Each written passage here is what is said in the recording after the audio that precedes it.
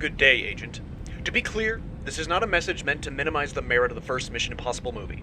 In fact, I like it. I think it's fun. I think it's cool. I give it a pass on the good movie test. You passed the test! Oh, for God's sake. However, given that it's been 5 years since this franchise has been this relevant, I considered it the perfect time to unfold an old opinion from my back pocket, passed down to me from my dad. His opinion, should you choose to accept it, is one that I am going to be borrowing for this video, and I'll explain why. Because now you might be asking the reasonable question: why express an opinion that you didn't form yourself? First reason is because I was born a year later, but the main reason is because after revisiting this Mission Impossible to start the franchise marathon, I began to really see just how right in fact my father is regarding his feelings for the first film. Feelings that are much to the chagrin of my lovely wife who loves the movie. So what is that feeling of his? What is that opinion? Brian De Palma's Mission Impossible is an unparalleled insult.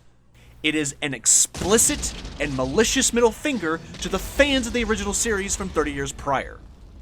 Now, is this opinion accurate?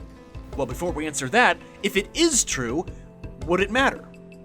Does it matter that it's not like the show? Does it matter that Cruz Wagner took certain liberties? Is it even a show worth respecting or acknowledging? Because when most people hear Mission Impossible, this is the exact image that comes to mind. And for good reason. Was it even a good show? Yeah, apparently it is. Just for reference, here's some other good shows. An 8 out of 10 on IMDb is a show worth watching. So think about it. Something of a stellar show spanning 7 seasons is certainly the kind of thing that generates a following. A fandom, you might say. This fandom then waits for a while, a long while, before a major motion picture company comes along to capture the awesome essence that is their beloved thing into a package that's thrilling and modern. That is the point of movies, after all, to some unfortunate degree. The fact seeming, I don't like this fact, but I'm afraid it's real, that movies have to be spectacles. Stories with stakes, reasons to schedule 3 to 4 hours out of your day just for entertainment. What exactly does that do to a series that thrived on the slow burn of fooling bad guys and the clever coolness of covert ops?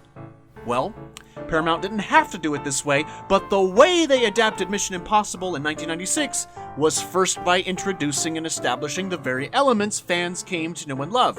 The fake room with disguises. Masks, lots of them. Just like the show. The dynamite intro that hypes you up with a few clips out of context that we'll get to see later. Just like the show. The tape. The exact words of the tape. Your mission, Jim, should you choose to accept it. Your mission, Jim, should you decide to accept it. This tape will self-destruct in 5 seconds.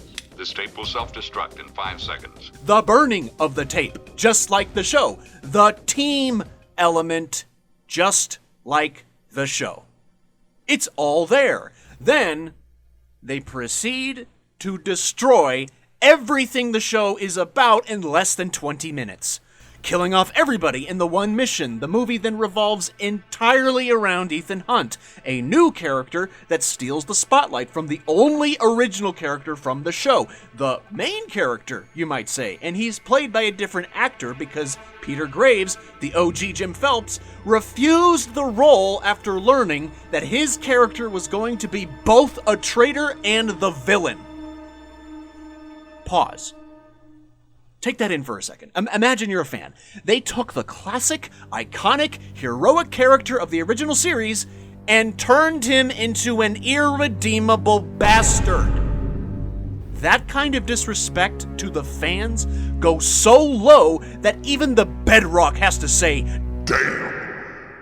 This was totally avoidable. They could have simply named the character something else, and literally nothing would be wrong with the movie.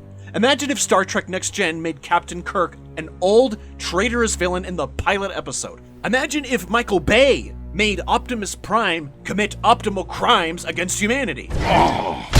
Imagine if they took the optimistic and persevering Luke Skywalker and turned him into a tired, jaded, faithless old... Yeah, you already know where I'm going with this. What Paramount did to Mission Impossible is almost as bad as what Velma did to Scooby-Doo. Fred's a rich white guy with a tiny dong. He did it. Almost. They did all of this because Tom Cruise demanded the spotlight. I mean, he's one of the producers. This was going to happen. So this was a situation where whatever Tom wanted to do, they would make.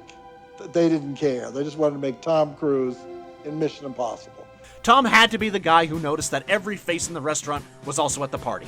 He had to be the cool bro playing the sleight of hand tricks to fake out the Frenchman. Where is HR in all of this? And of course, he had to stop the bad guys single-handedly. I think we've lost enough agents for one night. You mean I've lost enough agents for one night? That right there, the perfect encapsulation of what's wrong with this picture. It's all about him. It's his problem. Even the missions that require a team where every individual is necessary for their part, it's still all about Cruise. Now, Hunt's ability to refrain from impersonating Dick Grayson's family is inspiring. Yeah, I'm not gonna lie, this is pretty awesome. But it's not the point of Mission Impossible. At least it wasn't.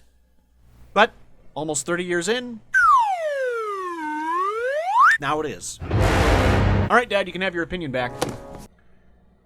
Whoa, holy crap, this movie's awesome! Granted, if you went into the movie like my future, now current wife did, blissfully unaware of the original show, then this movie's perfectly fine. I'm here to tell you right now, we don't care. We do not care. Let me tell you something. We don't care. It's not a pacing problem, nor a performance problem, My team is dead! nor even a photography problem. It's merely a meta problem. As a franchise starter, this sets a pretty good tone, despite the outside information. Of course, it did take a while for this new version of Mission Impossible to be done correctly, but eventually these films did in fact find their footing. It only took them the fourth movie to fix past mistakes and forge the franchise into something formidable. Stop using the F word! That's right, the fourth one, not the third one. I have words for the third one that I will say for later. In the meantime, that is all. This opinion will self-destruct in 5 seconds. Enjoy the hype, and good luck, Agent.